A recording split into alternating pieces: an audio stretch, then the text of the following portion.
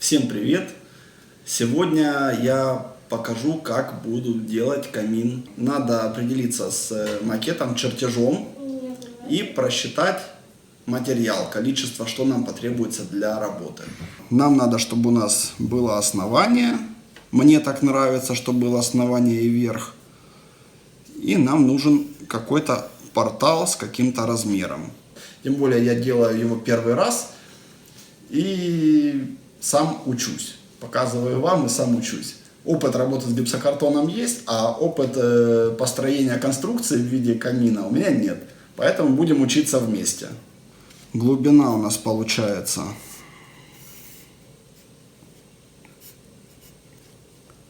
30.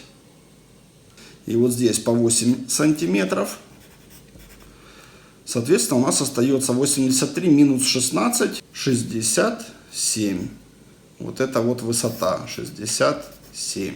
Методом подбора и размеров свечей, которые у нас планируются в этот портал. Одна сторона, 27, другая. Ну и здесь 26 у меня получилось. Я посчитал, подобрал размеры, подогнал под наши нужды. У меня получилась высота портала 40 сантиметров, ширина портала 49. Для изготовления камина решил взять профиль ППН 27 на 28. Итого получается профиль ППН 1, 2, 3, 4, 5, 7. 7 штук. 7 штук.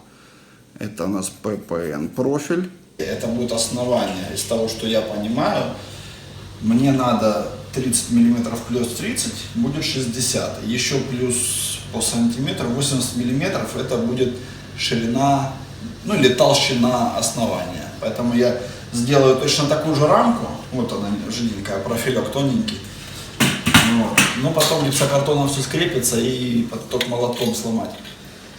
Поэтому сделаю еще такую же рамку и положу ее 1 на 1. Таких рамок мне надо 4 в итоге. Это будет верх под деревянную, ну, я не знаю, что там у нас будет, полка, не полка, и будет низ. Вам не обязательно заказывать доставку стройматериала из Леруа там, или из Касторама, откуда будете покупать, неважно, любой магазин.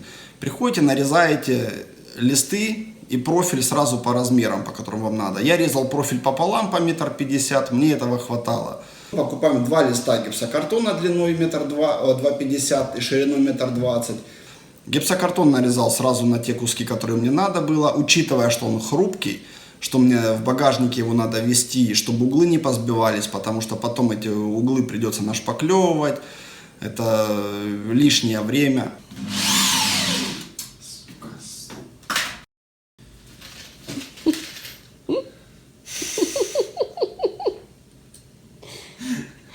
Что не так? В Леруа шурупы для крепежа картона к металлу очень плохого качества. Ого, его болтает. Потому что он не до конца прочищенный. Покажи, а потом где не прочищен. его там не видно будет внутри. Плохо прочищен, не донизу. А потом, когда крутишь металл, его начинает болтать. И бывает срывается. Мне пару раз так в палец прилетало. Из-за шурупа. Из-за шурупа. Потому что ты дрелью давишь шуруповертом, а он потом соскакивает. Вам понадобится также еще уголок, который будет служить формированием углов камина, чтобы можно обойтись без него, но углы будут хрупкими. Если чем-то случайно стукнули, продавится, вам перешпаклевывать. Уголок, он, во-первых, формирует крепкий угол, во-вторых, он дает какую-то красоту. Уголок ставить будешь? Да. Я это хочу заснять.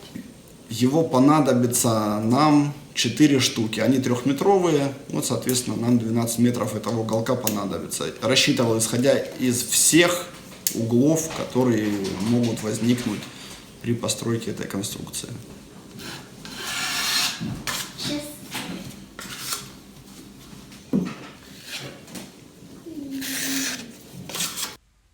Мы переворачиваем камин просто для того, чтобы мне было удобнее работать. Я низ закончил, теперь надо делать верх. Ставим на профиль, потому что можно запачкать пол при штукатурке.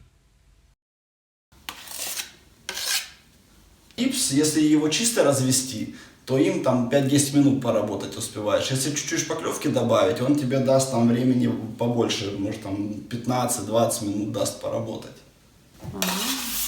А вот сейчас ты что навел? Это чистая шпаклевка, я уже гипсово-шпаклевочной смесью выровнял все моменты. У меня задача пока первым слоем шпаклевки скрыть основные неровности, посмотреть, где они еще там возникают, и вторым слоем перекрыть остальные неровности. Вместо ножек, чтобы они пол не царапала, вот эта вся конструкция, приклеил у нас был войлок на самоклейке. Вот, так что теперь он стоит так, как должен стоять. И теперь мы приступаем к финальной шпаклевке. Я думаю, 2 раза надо будет пошпаклевать. Конструкцию покрасил, вот ее. Вся беленькая, красивенькая. Сколько слоев? Покрасил в 3 слоя. 3 раза. А краска какая? Краска та же, что и на стенах у нас. Это были остатки краски, как раз нам хватило. Ну, еще чуть осталось, на всякий случай. Ну, в целом, да. Для первого раза неплохо. Ты хочешь второе? Нет, второго не хочу. Под заказ даже бы не стал делать. Вот, получается, каминчик у меня здесь. Место для фотографий, для съемок, моих видеороликов. С вами будем болтать на фоне камина. Мне кажется, вот такие атмосферные, уютные беседы. Я очень рада, Сереже, спасибо за то, что он это все сделал, за то, что позволил это снять, вам показать. И еще рассказывал по пути, как это все делается. Возможно, на нашем опыте вы тоже захотите себе что-то такое сделать. Я считаю, что этот камин настоящий, потому что есть из картона, из пенопласта, вот это бутафория.